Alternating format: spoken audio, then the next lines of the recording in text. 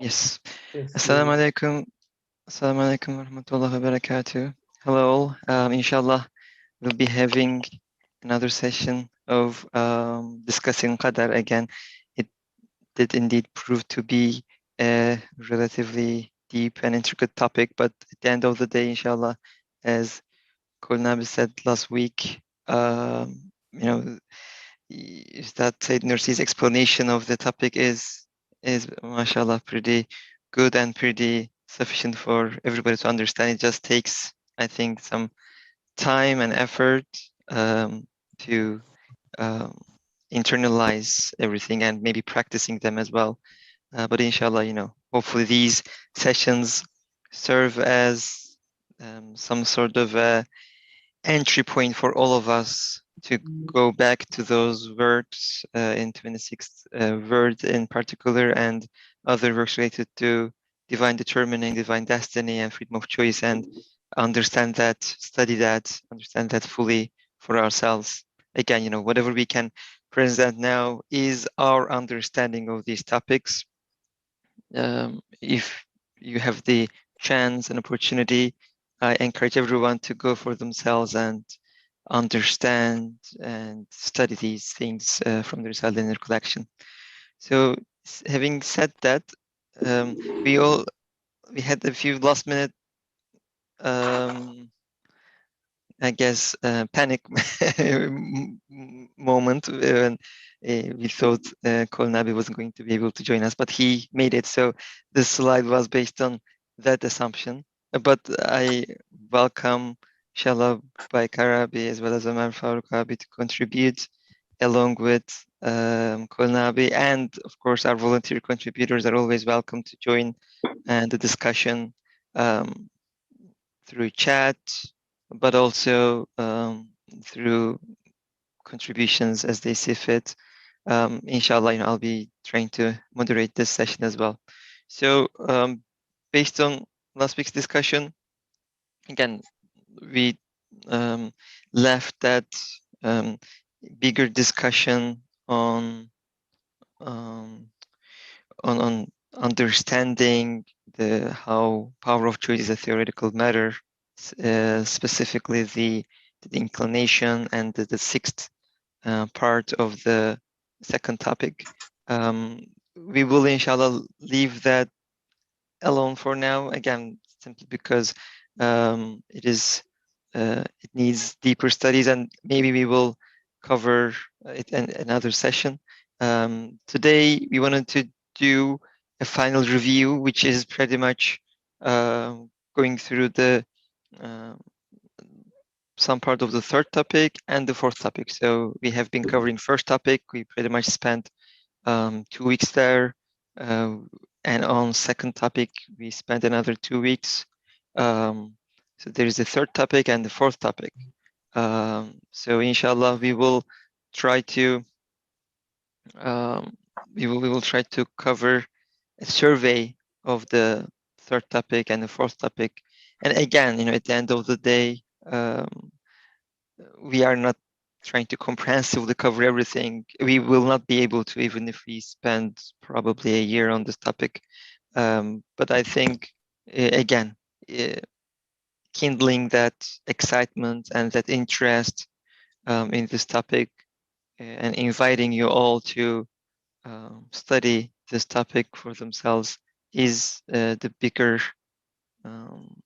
achievement, I think, that we would have from this sessions, inshallah. So again, this is the verses that we have studied in this whole series of sessions. So I'll read this, and again, I'll read some of the third topic and the fourth topic, inshallah. Could I just, sorry, Yep. before you start, could I just explain and apologize for the fact that we are not able to look at the 6th page of the qadar slides that you put up last week.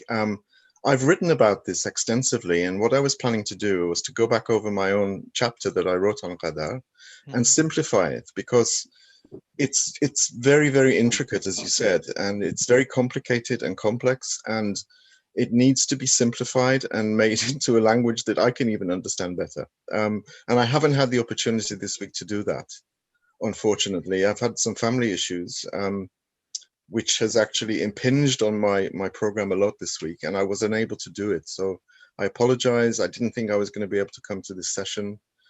And at the last minute, things changed. So this is down to it, to my, Was personal issues. qadarullah.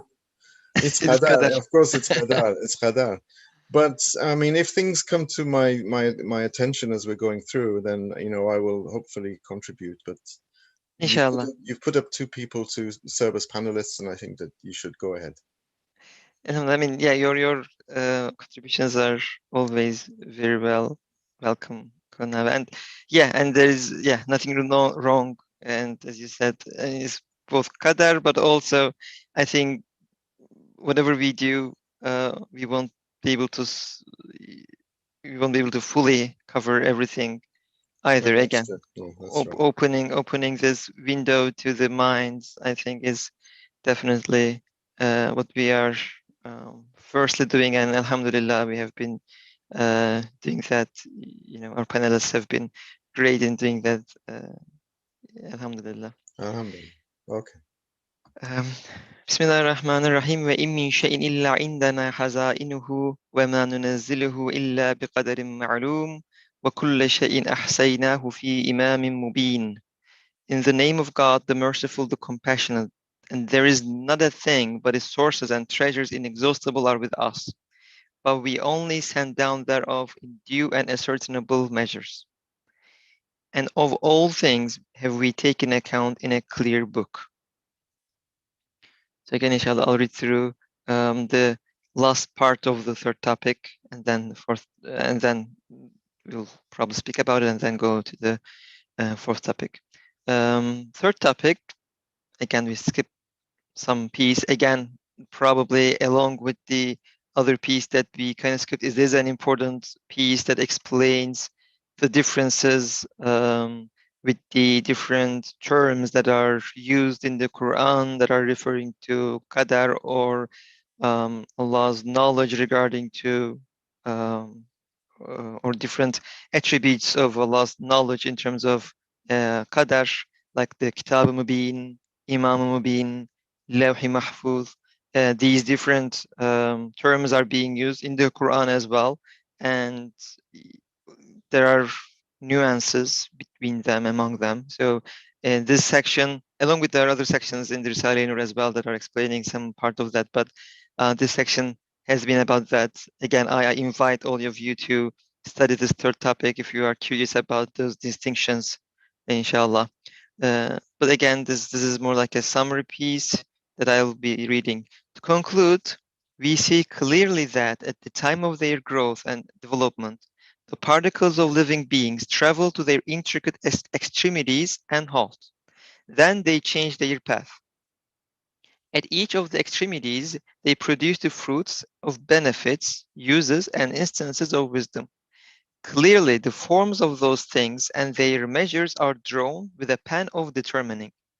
Thus, observable, evident determining shows that in the non-physical states of living beings also are well-ordered, fruitful extremities and limits drawn with the pen of determining. Divine power is the source, divine determining is the pattern. Power writes the meaningful book on that pattern. Since we understand clearly that the fruitful limits and purposeful extremities have been drawn with the pen of divine determining, physical and non-physical, certainly the states and stages which all living beings undergo in the course of their lives are also drawn with that pen. For their life stories follow a course with order and balance. They change forms and receive shapes. Since the pen of divine determining thus rules in all living beings, surely the life history of man, the world's most perfect fruit and vicegerent of the earth and bearer of the supreme trust, is more than anything dependent on the law of divine determining. I'll ask this, and I will, inshallah, read through this question as well. If you ask, divine determining has bound us like this, it has negated our freedom. Isn't belief in it a burden and irksome for the heart and spirit? which yearn for expansion and to roam freely? The answer, absolutely not. It is not burdensome. It rather affords a luminosity and joy, producing a lightness, ease, and spirit, um, and ensuring confidence and security. Ease in spirit and ensuring confidence and security. For if man does not believe in divine determining, he is compelled to bear a burden as heavy as the world on the shoulders of his spirit within a constricted space, which allows him only an insignificant independence and temporary freedom. For man is connected with the whole universe. He has infinite aims and desires. But since his power, will, and freedom are insufficient to meet a millionth of these, it may be understood how awesome is the burden of the distress he bears. Thus, belief in divine determining throws that burden in its entirety onto the ship of divine determining, allowing him to roam free within its perfections, with perfect ease and perfect freedom of spirit and heart. It only negates the petty freedom of the evil commanding soul and smashes its pharaoh-like tyranny and lordship, and is acting as it wishes. Belief in divine determining produces such pleasure and happiness, it is beyond description. We shall only allude to it with the following comparison. Two men traveled to the seat of government of a king, and there entered his private palace, a place of rare wonders. One of them did not recognize the king, and laying hands on everything and stealing them, wanted to settle there. However, he experienced certain difficulties, for he had to manage the palace and its park, oversee its revenues, work its machines, and feed its strange animals. He suffered constant distress. The paradise-like park became hell for him. He pitied everything. He could not govern them. He passed his time regretfully. Then this thieving, unmannerly man was cast into prison as a punishment. The second man recognized the king and knew himself to be his guest. He believed that all the matters in the park and palace occurred through the regulation of the law and that everything functioned with perfect ease in accordance with the program. Leaving the difficulties to the king's law, he benefited with complete enjoyment from all the pleasures of that paradise-like garden. And relying on the king's mercy and the efficacy of the administrative laws, he saw everything to be agreeable and passed his life in perfect pleasure and happiness. He understood the meaning of the saying, "He who believes in divine determining is saved from grief." So it's again a long piece, as I promised. Um, but inshallah, there are like two things that I would like ask our speakers. One is this the conclude piece, right? I mean, before the question, we talked about physical and non-physical um, pieces of qadar, or like um, in a tree, we can give probably the example, these extremities, like I mean, things being in a program, we might call it DNA, right? In certain to a certain extent, there is the physical definition or the physical um, determining, but also there's a non-physical states, of course, that are being determined. How should we understand this piece again? It is like, what does it mean to have like a non-physical and a physical divine determining, and uh, how should we apply it to us? Because we understood from last sessions, previous sessions, that um, it is not binding us. It is a sort of knowledge of Allah subhanahu wa ta'ala. But there is definitely that knowledge that is being put into the world, um, and all these examples are being given, like DNA and stuff like that, which is like this pen of divine determining, writing things out before things come into existence. So any insights to start us with, maybe Brother Omar or Brother Bakar? I guess it's good to start with this, and for us to understand the question as well. In the question, it says like divine determining has bound us like this. Yeah. And to understand this question, we should understand the part you read first. Everything is planned, written, right? And everything, like Ustad gives the example from the seeds, from plants, and we see from their formation that it's here says their life stories follow a course with order and balance. They change forms and receive shapes, and according to the plan, as you said, like in their seeds, and they and even we read from hadith that, for example, when we are in the womb of our mothers, whatever we will eat, whatever we will experience in this world, they are all written. And even in the Quran, we can see examples to this in Surah Luqman. Allah Ta'ala says, وَمَا تَدْرِي نَفْسٌ بِأَيِّ أَرْضٍ تَمُوتُ. And even the place that we will die, they are all written. No one knows but Allah. Allah knows them, and they are written. And those, it feels like we are restricted.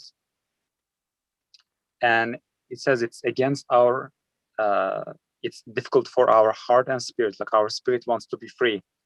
And it does not want to be restricted, and it negates our freedom. So this is the question we should understand. It's as if we are restricted by our qadar, like we have to do. And for this, inshallah, the answer is very long, and maybe Brother Baikar and Noja, maybe they can elaborate more on the question and the first part. Sure, inshallah. Assalamu alaikum. Alaikum salam.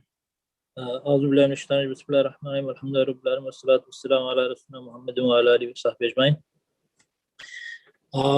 Again, alhamdulillah, this chapter is taking us step by step throughout the whole concept of qadar and covers, in detail the related issues, so that we can have a total understanding of the issue.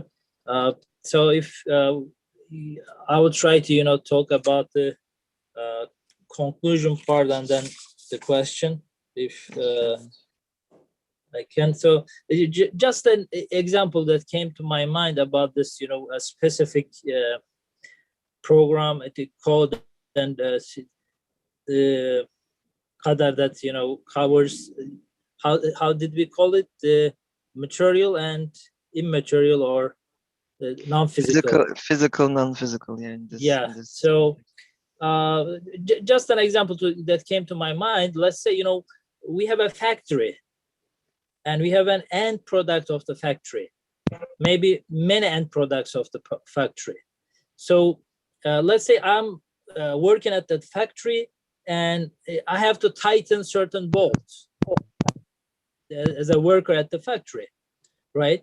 So if I look at the factory, from the very beginning to the end, there is a non-physical order, which, looks to the time I punch in, and the, engineers going around, or how the codes are applied to the machines.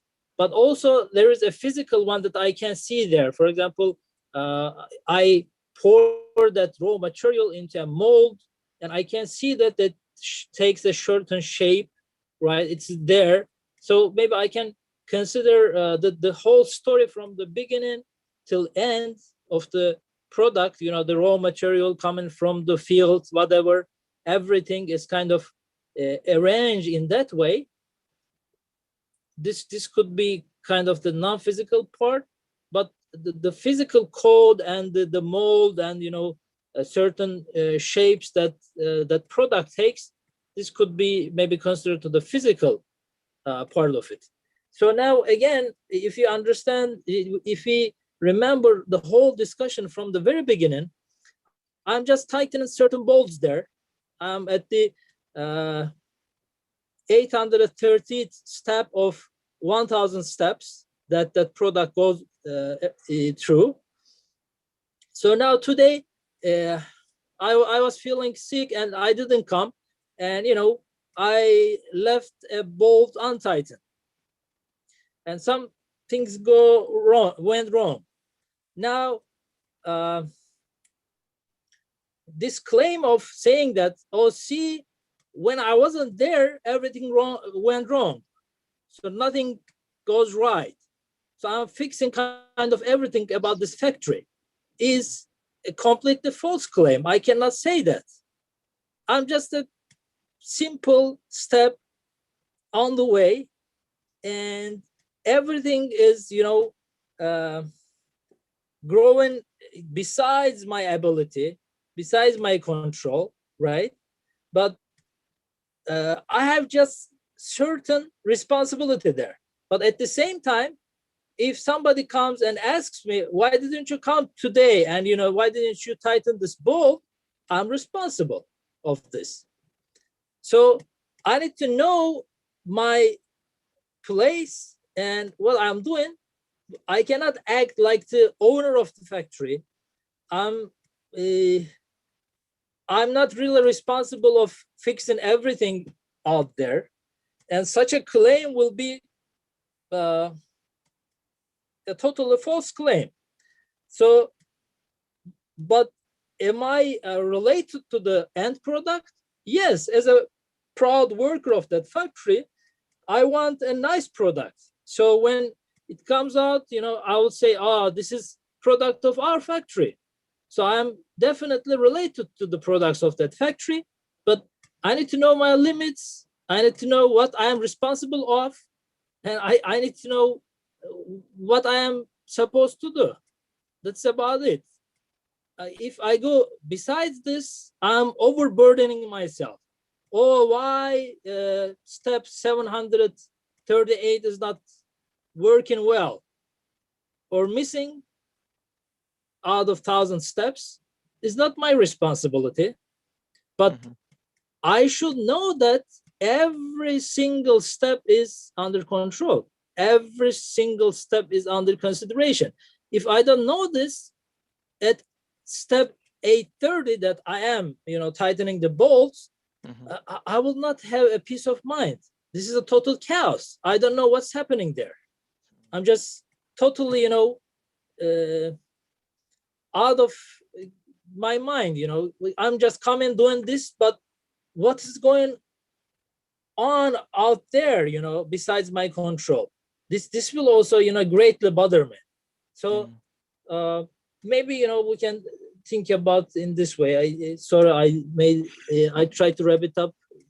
No, that's great. And you also, I think, touched upon like the answer piece as well, right? Like practically, like qadar in that sense, like is telling us don't panic.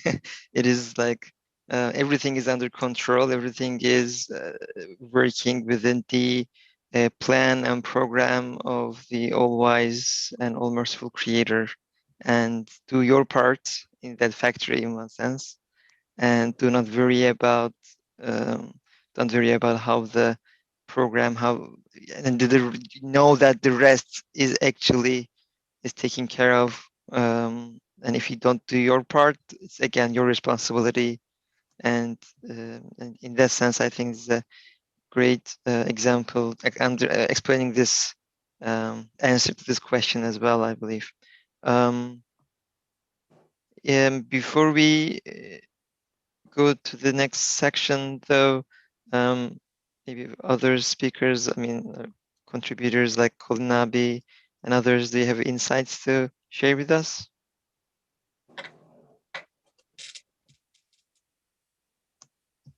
Colin Hocam, anything for us that comes to mind? Not that I can add to what's already been said. I think that Ustad Nursi sets out this idea that everything is planned, because we can see when, for example, he's talking about extremities. So if you think of actually literal extremities, like the tips of our fingers, yeah, when our fingers are being created in our mother's wombs, when the tip of the finger is reached, then it stops. It only grows to a certain length. So it's quite clear that someone is coordinating that, and someone is determining where that particular finger, literal extremity, should reach to. And the same happens with all extremities in all beings, such as branches, such as the toes on your feet, such as the petals on a flower, the size and the shape and the form. All of these are quite clearly planned. So there is someone who is determining this, as though these things have been in a mold. Yeah. And this also, although it's maybe more difficult to understand, but our non-material states, you know, our thoughts, our expectations, our hopes, our desires, our emotions, all of these are also subject to divine determining. You know, they all have measures. Depending on how we choose, depending on how we plan, depending on our intention, these things are brought into existence with the same kind of determining. So we shouldn't really think that this is a burden. Everything being planned is planned in accordance with the wisdom, either directly divine wisdom, or, for example, in the case of our own free will, when we will something, Allah will bring it into existence by creating it. That is also taken off our shoulders. And we have to realize that all of these states, material and non-material states, are determined not in the sense of being coerced or forced, but in the sense of being determined and measured and laid out in accordance with principles of divine wisdom and wise purpose. So it's not a burden at all, actually. As Ustad says, it's a joy. There's a luminosity there. There's an ease there. The mind is eased. The mind is not troubled. Right. Do we have a question by Shahrani family? Let me see. Was there a question or? Yeah, my question is there anything that anything in the creation, including ourselves, that is not divinely determined? May I answer that? Sure, yeah, go ahead. The only thing that is not divinely determined in the sense of being created by Allah and, you know, its outcome being, its actual sort of form and its measure being determined is our free choice, our ikhtiyar, juzi ikhtiyar. And of course, depending on which theological school you subscribe to, it's either the inclination that we have towards certain things or the ability to operationalize that inclination. There is that one thing that we possess, and that is our freedom to choose or freedom to will, which is not determined by Allah. It is determined that we should have it, but it itself is not determined. It's not created. This is something which is relational. It's i'tibari, if you want the technical term. It exists. And I think its results are known, right? I mean, we should draw the distinction there about like its outcomes of our freedom, our free choice. I think is still known by Allah, but it's not determined. It's known, yeah, absolutely. It's known by Allah and it's created by Allah. So, you know, when we choose to do something, whether it's good or whether it's bad, and Allah creates the outcome, He's not creating that actual relational entity, which is our inclination. That inclination or that ability to use the inclination is from us. It's what makes us accountable, it makes us culpable, and it makes us deserving either of reward or of punishment. So that is ours, that is from us. If that were determined, then we would not have free choice. It would be determined and it would be outside of our ability to have any control over. And therefore we wouldn't be culpable, we wouldn't be accountable. So there is just that one thing, you know, in the whole of the cosmos, which is absolutely, in theory, free, and that is human free will or human freedom of choice. I think there's a follow-up question, I imagine. I saw the hand raised again. Well, yeah, thank you for clarifying that. That's kind of been my understanding, but maybe I was wondering if I had a misunderstanding about it. Because I'm starting sometimes to think that perhaps even my choice is an illusion for me to recognize Allah's independence. And it's how I come to know what independence is, and that I'm not necessarily independent to choose. But of course, that this idea conflicts with the perspective you shared, and that I previously thought to be correct. I really don't know the answer, but what I was curious about is with the perspective that was shared, is this perhaps related, and historically I used to think it might have been related to kind of like the creation of humanity, and how it was like a breath, the breath that we are exhaled at the time of creation from the Creator. Is there any kind of link there with that breath and that freedom? The freedom, as far as I understand it, human beings are the only entity in the cosmos that are able to reflect all of the divine names. This is what we're told. And, Allah taught all of the names to Adam, and everyone is Adam, in a sense. So that means that Allah teaches all of the divine names to us, all of the divine names. And one of those divine names is, is freedom of choice, is Mukhtar. Allah is Mukhtar and Murid. He wills freely and he chooses freely. Although we have to be very careful when we say that Allah chooses, careful not to conflate human choice with divine choice, which is something very different. The point I'm trying to make is that we reflect all of the names, and freedom of action is one of Allah's names, and therefore we must, of necessity, reflect that. Having said that, one of the reasons which makes us think that we, this is just an illusion and that we're not free is, I think, that 9 times out of 10, when we make choices, those choices are determined actually, but they're determined by things such as habits, peer pressure, advertising, past precedent, laziness, not thinking, just going along with the flow. So it's very rare that we make absolutely free choices. But in theory, that ability to choose must be free. Otherwise, there would be no point in testing us, because we wouldn't have any culpability. We wouldn't be accountable if we were not absolutely free.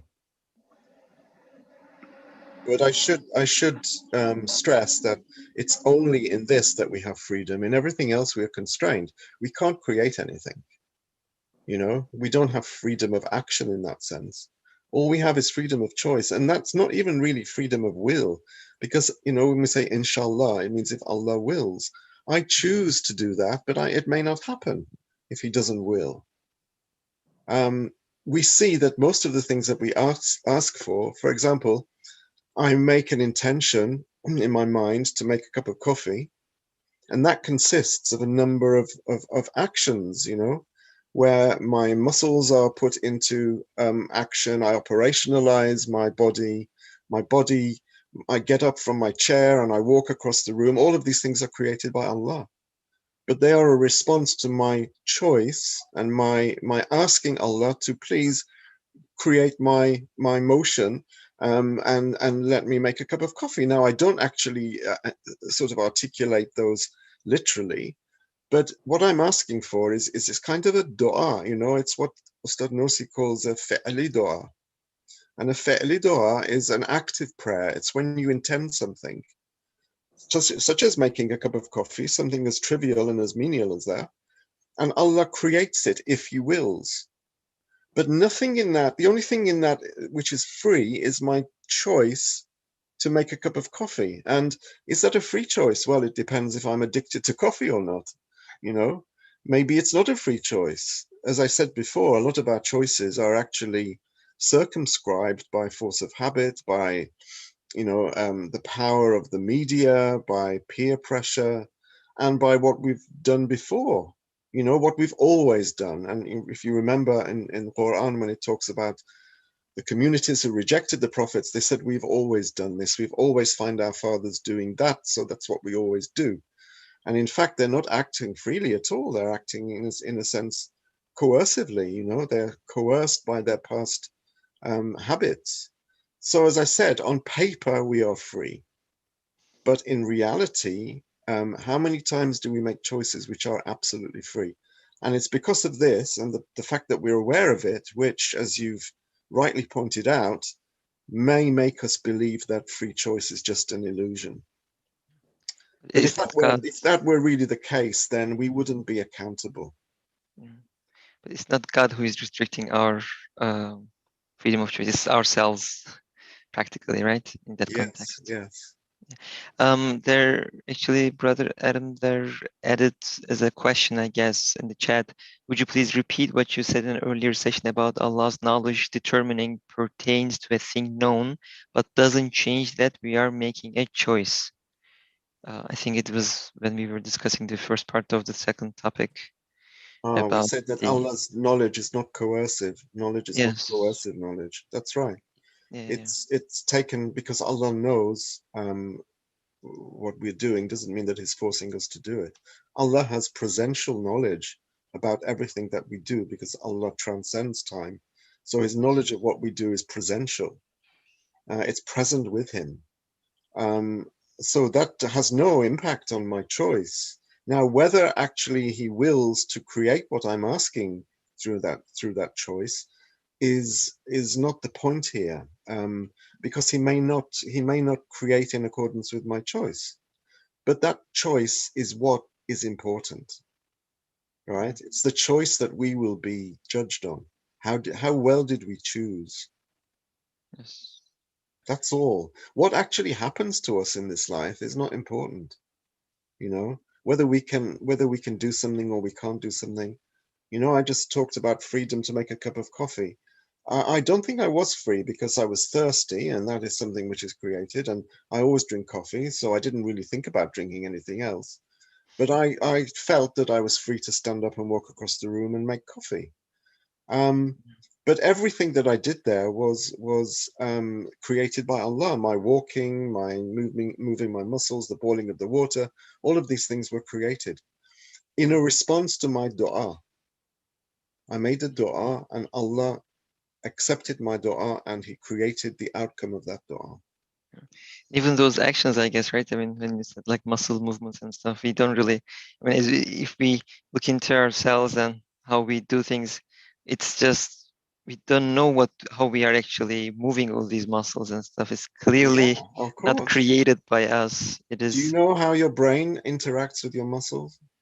Not at all. Well, not at all. So, but there is someone who creates them, and creates them as we are sitting here now.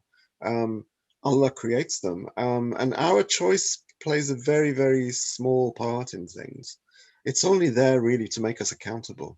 We have to be accountable in some way. So it doesn't really matter what happens to you in this life. What happens is, what are your choices, and how free are you when you make them, and are they the right kind of choices? Because you may make the right kind of choices, but Allah may never accept them to create what you're asking for, but He will accept your good choice, you know, your wise choice, and that will be marked up for you. Yeah, your good intention. So all of our actions are judged on the intention, and that intention comes down to choosing. No. Brothers Baikar and Omar, any comments or insights on this topic from you guys? MashaAllah, it got deeper and deeper. Alhamdulillah. But yeah, I think it was, I guess, a good and necessary discussion, because again, it comes back and back, but I think it is the understanding of that is really important. And I think this, we couldn't go very deep into this concept of physical determining and non-physical determining. I mean, just to open up some window, I guess, like physical might be somewhat relevant or easier to grasp in like when we look at a seed, we say, okay, it has its DNA, and based on its DNA, there is some determining, but and that is perfectly done.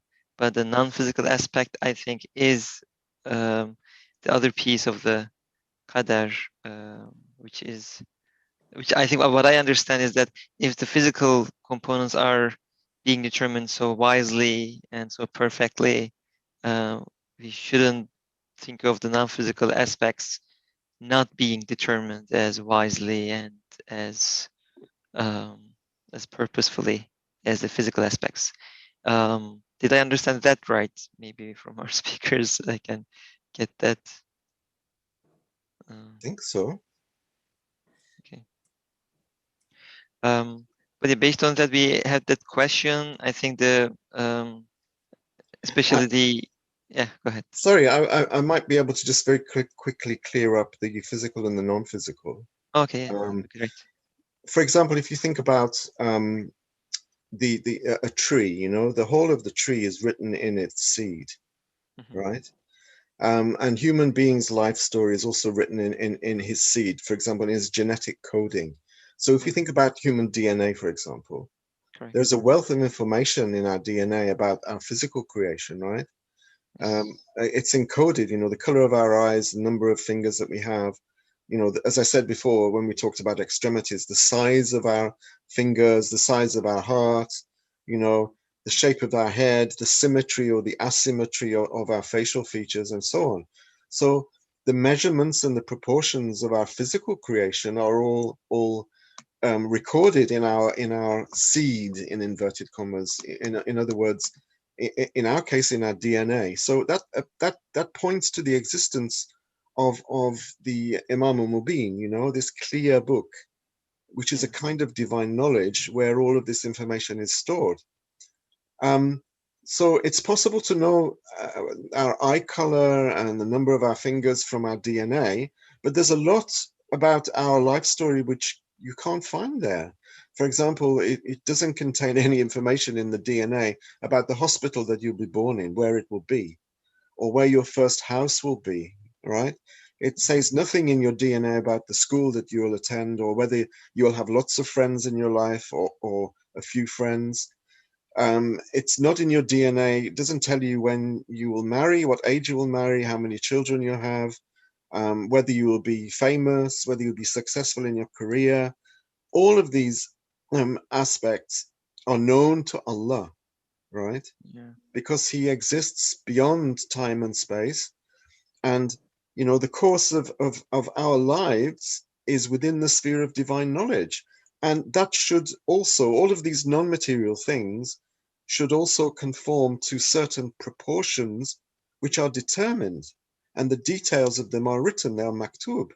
So all of these things that I've mentioned, despite the fact that they appear to be the results of personal choice, they are, but even those things which are the results of personal choice are determined by Allah. So this is where we can reconcile freedom of action, you know, we talked about freedom of choice, and divine creation, and the fact that these things are all already known by Allah. Yeah. Because of Allah's unique position of being outside the ambit of our actual, you know, temporal actions. Yeah. So I think that should help to clear up the material, non-material aspect. And it's wonderful because we know all of these things, they are there, they are written, and also integrated into that writing of these material and non-material things are all the results of our dua. Every dua we ever make is also factored in to this. This is absolutely wonderful, you know. It preserves our freedom. Every dua that you ever make is known by Allah, and He factors that into His creation.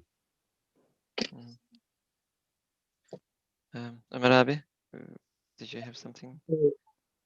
But Hocam just had the question, is there anything not determined in the creation?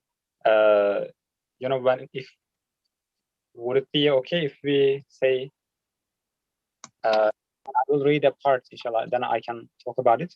Sure. So Allah Ta'ala placed no innate limit on man's powers and senses, no natural restriction, and left them free. The fingertips, you know, it stops. Everything is at a certain place and certain shape, and it doesn't go beyond that. And we talked about the senses and powers too. And here it says Allah Ta'ala placed no innate limits on man's powers and senses no natural restriction and left them free. The powers and senses of the animals are limited and under a natural restriction. Even their senses are restricted, just like their physical form. Whereas each of man's powers may roam free over an endless distance towards infinity. For since man is a mirror to the infinite manifestations of the creator of the universe's names, his powers have been given an infinite capacity. For example, even if the whole world is given to man, with his greed, he will say, Hal min mazid, are there any more? And through his selfishness, he finds it acceptable that 1,000 people should suffer harm for his own benefits, and so on. There is boundless development in bad morality, and he may reach the degree of Nimrods and Pharaohs in accordance with the intense form in the verse above. He is given to great wrongdoing.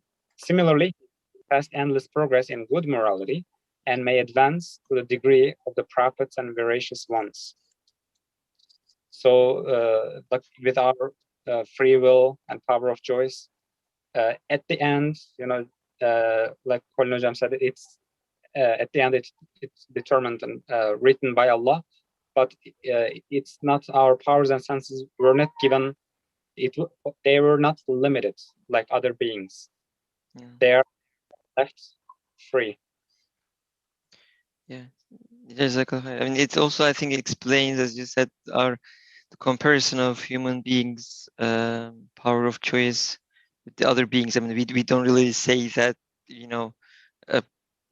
the tigers this year they disrupted the cycle of nature, and we only say this for human beings because human beings usually go beyond their bounds among all the. And there is some level of choice, right? Like with some of the animals, especially like the hunter animals, I believe, right? Those apparently they can choose to like attack, and then there's, I guess, even the hadith about like a ram without the horns. Yes, thank you. Will ask or will be judged along with the ram with horns, so that there's even so there that kind of alludes to some sort of a choice that they made that requires some sort of a judgment between them. But again, I think the human's state is like the unboundness, I guess, is like none other. Sounds like. Any other insights onto that piece, as well as this question and answer? Our desires are endless, aren't they? Because the object of our affection and the object of our worship is absolute. So, if Allah is absolute, then those who love him and want him must have absolute desires. That's how we've been created. We are zalum and we are jahul. In other words, we have infinite capacity. So Allah is infinitely beautiful, and we have the capacity to appreciate infinite beauty, which means our desires have no cap on them. But obviously, our desires to be put into action have to be created by Allah, and that depends on His will. So while we have all of these powers and abilities, they are not operational without His will. So if He wills, then yes, we can reach for the stars, as they say. We're not content with this world. We can, set our vision and set our sights on other worlds. So yes, we can want the infinite. Our problem occurs when we try to get the infinite from the finite. That's when the problem starts. There's a question. There's also the piece that we will read, actually, that's pretty relevant. Is that if our intention is wrong, for instance, murdering someone, how does that happen? How does Allah allow the evil to happen? But there's a specific question actually at the end of this, which I've included, I think, in the slides, so we can read through that to understand that. while we get to there, though, there is one more question from Brother Adam is about I want to hear more about the power of choice to supplicate. This is giving me a new conviction in the meaning and worthiness of du'as. Power of choice to supplicate. It is, I think, or should we understand this as like whatever we do is a supplication? Should I understand it that way, maybe? Whatever we do is a supplication. Yeah, when we make an intention to do something and then that happens, that is a fi'li dua. We're asking Allah all the time. We're making dua all the time. And there is a verse in Quran, and I can't remember the Arabic, but it means roughly this, that if it were not for your dua, I would pay no attention to you. This is Allah speaking. If it were not for your dua, I would pay no attention to you. People will say, well, I don't make dua all the time, but we do make dua all the time. When we ask Allah to, please create my walking across the room so that I can make a cup of coffee, that's actually what we're asking for. When I think, oh, I could do with a cup of coffee, and I get up without thinking, I walk across the room. As you said, Mustafa, none of those things we can do ourselves. I don't know how my muscles work. I would have to study anatomy for several years to know how my muscles work. So it shows you And that still not control it. Still not control. But that knowledge is not innate. That knowledge is something which I've actually had to gain. So it shows it's not innate. It's not in me. So that is a dua. And when I make that dua, Allah, most of the time, up until now, every time I wanted coffee, I've been able to do it. But there may be that once that He strikes me down and I fall and I never make the coffee. So it's to do with His will. But the dua are there intentionally. Sorry, all the time, not intentionally. They are there all the time. And there is also a Quranic verse saying that we make dua for shar when we should be making dua for khair. And that is also to do with dua fa'li as well as dua qawli. So there's dua qawli, dua fa'li, active prayer and vocal prayer. We are used to the vocal prayer, saying, Ya Allah, please do this, Ya Allah, please do that. But every time we will to do something, to move, to act, to function, those are also dua because we can't create those actions. So everything is a dua. Yeah, that's all we have. Yeah, that's our only weapon. So about the other question actually, it was about the creation of evil or the evil intention also being created by Allah. But there was actually in the fourth topic, there is this question which I've included here. So I think I'll read through it, and then that'll probably a foundation of an answer to that as well, inshallah. And we have like in our last 5-6 minutes. So inshallah, I'll try to read this and have those comments about this. If you say in the first topic, you prove that everything about divine determining is good and beautiful. Even the evil that comes from it is good, and the ugliness beautiful. But the disasters and tribulations in this world refute that statement. The answer, O my soul, O my nafs, and my friend who feels severe pain out of intense compassion, the facts that all virtues and perfections return to existence and that the basis of all rebellion, calamities, and defects is non-existence are proof that existence is pure good and non-existence pure evil. Since non-existence is pure evil, circumstances that either result in non-existence or give an inkling of it also comprise evil. Therefore, life, the most brilliant light of existence, proceeds through different circumstances and finds strength. It encounters varying situations and is purified. It takes on numerous qualities and produces the desired results, and enters many stages and displays comprehensively the impresses of the bestower of life's names. It is due to this fact that certain things happen to living creatures in the form of griefs, calamities, difficulties, and tribulations, whereby the lights of existence are renewed in their lives, and the darkness of non-existence draws distant, and their lives are purified. For a rest, repose, silence, idleness, rest, and monotony are all, both in quality and as conditions, non-existence. Even the greatest pleasure is reduced to nothing by monotony. In short, Since life displays the impresses of the most beautiful names, everything that happens to it is good. For example, an extremely rich and infinitely skillful person who is proficient in many crafts for an hour and in return for a wage clothes a miserable wretch in a bejeweled, artistically fashioned garment. This garment he made in order to make the miserable man act as a model and to display the works of his art and his extensive wealth. He works the garment on the man, gives it various forms, and alters it. In order to display every variety of his art, he cuts it, changes it, and lengthens it and shortens it. Can the poor man receiving the wage be justified if he says to the person, "You are giving me trouble, you are making me bow down and stand up. By cutting and shortening this garment, which makes me more beautiful, you are spoiling my beauty." Does he have the right to tell him, "You are acting unkindly and unfairly"?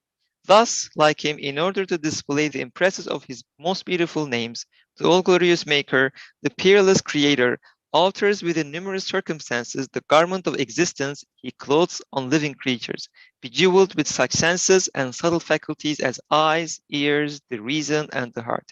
He changes it within very many situations. Among these are circumstances in the form of suffering and calamity, which show the meanings of some of his names, and the rays of mercy within flashes of wisdom, and the subtle instances of beauty within those rays of mercy.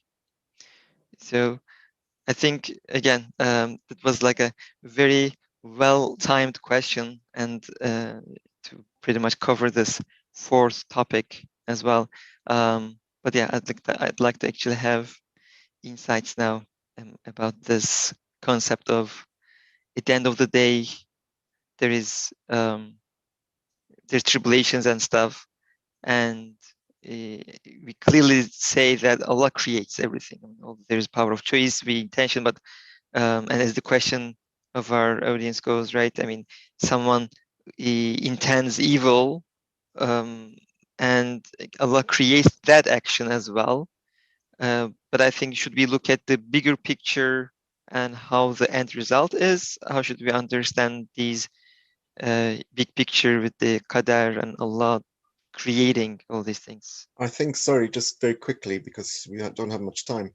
Yes. Allah creates the outcome of our evil intentions. He doesn't create evil. So, for example, you Yeah.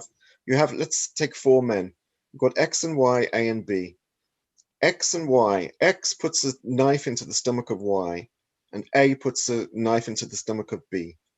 But A is taken as a murderer, and X is a surgeon who has done exactly the same act, but his act is actually a good act, right? Putting a knife in someone's stomach to cure him of some disease is a good act, but it's exactly the same act as A has done on B. You know, it's a knife in the stomach.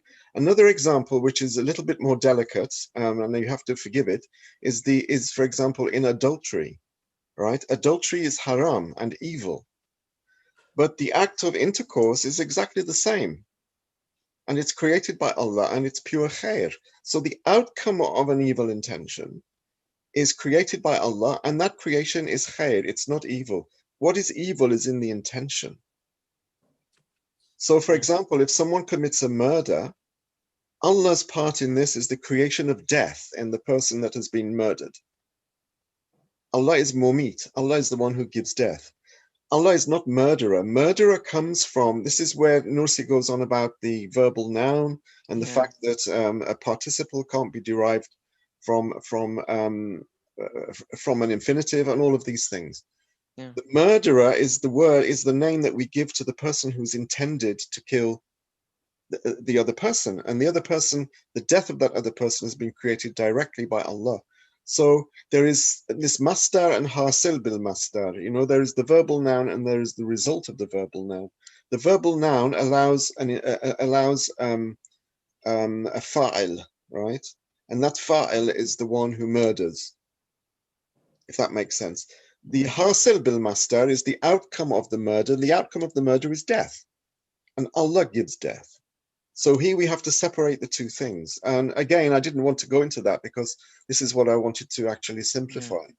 Yeah. But Allah does not create evil. Allah creates the outcome of evil intention.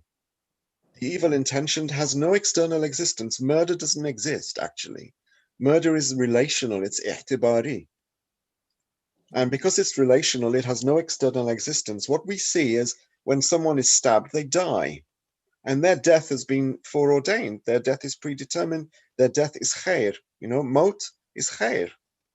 And Allah is mumit, but Allah is not qatil. Qatil is the murderer. Yes. So there's a distinction, and maybe we need to discuss that more. Yeah, and it comes definitely back to the evil question and like how should we define that as evil, right? I mean that the murder is still and also comes back to this question of qadar, right? Like it looks in the both cause and the result at the same time. Yes. Like that example of the judge, you know, Absolutely. putting someone for prison for thief, but qadar is also being, so that at the same moment we can have people who are transgressing their rights, but at the same time Allah being just and qadar being just on this at the same moment. Absolutely. So what happens there in the case of the murder is that the death of that individual is written, obviously, and it's also written that it will be as the result of a murder. But all of these things there are so many things which are factored into this, which are outside of our ability to understand, because there's a whole lifetime of choices made by that murderer, which culminate in that choice to murder, right? The whole series of du'as that have taken place, and Allah has factored all of this in, and Allah knows all of this, and it's all foreordained in the sense that Allah measures them all out. He doesn't force anyone to do anything, but He measures out what He creates before. So nothing happens by chance. That's all it is. Jazakallah khair. Thank you. Brother Baikar, Brother Omar. We are over time, so I'll try to make it very short. So Allah creates everything, but again, we have very limited abilities and given attributes. So we are trying to understand His names and attributes with our, trusted, given, limited attributes. So we got to be very careful comparing ourselves to Allah. So throughout this chapter, we all, try to understand how Allah is over the time and how His knowledge is not comparable to ours. So again, I'm working at this factory. I'm just responsible to tighten that bolt.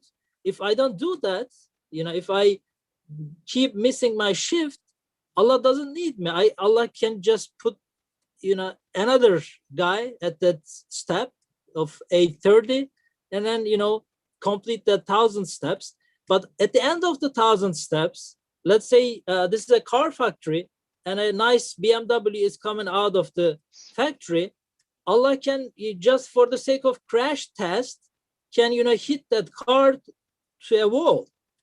And if I try to make sense, and if I don't know the whole thing going on, I might be very frustrated. I just tightened this bolt, but this beautiful, wonderful, nice end product is and just on the wall, smashed on the wall. What happened here?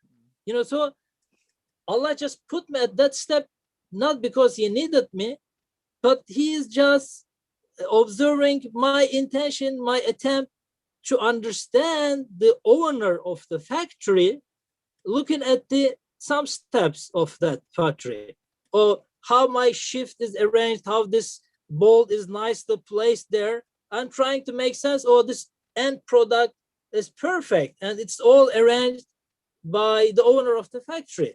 But I'm not the guy who will criticize him, from moving forward my 8:30 step. I'm just working at one step of this factory, and I have no idea from the whole end product, the larger, purpose behind the end product and how it is gonna be used. It's kind of, again, nonsense, having this very little physical effect in this world and trying to conclude in a totalitarian way on the non-physical qadar. It's, yes, I can conclude that, step by step. Everything related to my life is very well, thought, designed, compassionate, merciful, and then I can complete that, conclude that the creator of the universe is merciful, he's compassionate, he's all caring. But if anything, doesn't fit my understanding, I cannot come to a conclusion without, thinking about the whole universe. So that's nonsense. Yes. So that feeling of mine as a Khalifa, as a vicegerent, to be, concerned about the whole universe is to just know Allah subhanahu wa ta'ala's unlimited, attributes. It's not to be the judge, ultimate judge about them. Yeah, or Thank you. interfere probably without really understanding our place. Yeah. That's a great point. Jazakallah khair. Ömer abi, any final thoughts? If not, maybe a dua from you? Jazakallah, maybe we can ask Colin Hocam to make the. Okay. Colin hocam, would you like to make a dua then?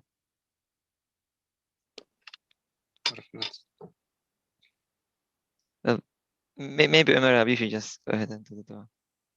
سبحانك لا علم لنا إلا ما علمتنا إنك أنت العليم الحكيم.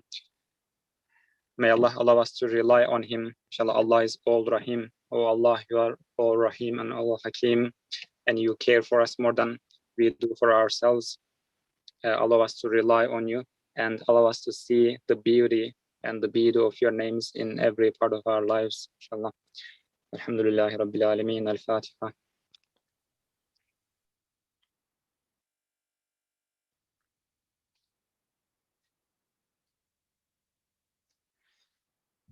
Jazakallah khair. Thank you very much all for great few weeks of Jazakallah, discussion on qadar. And see you, inshallah, with probably a new topic. We might give a break next week, but we'll inshallah let you all know. Assalamu alaikum.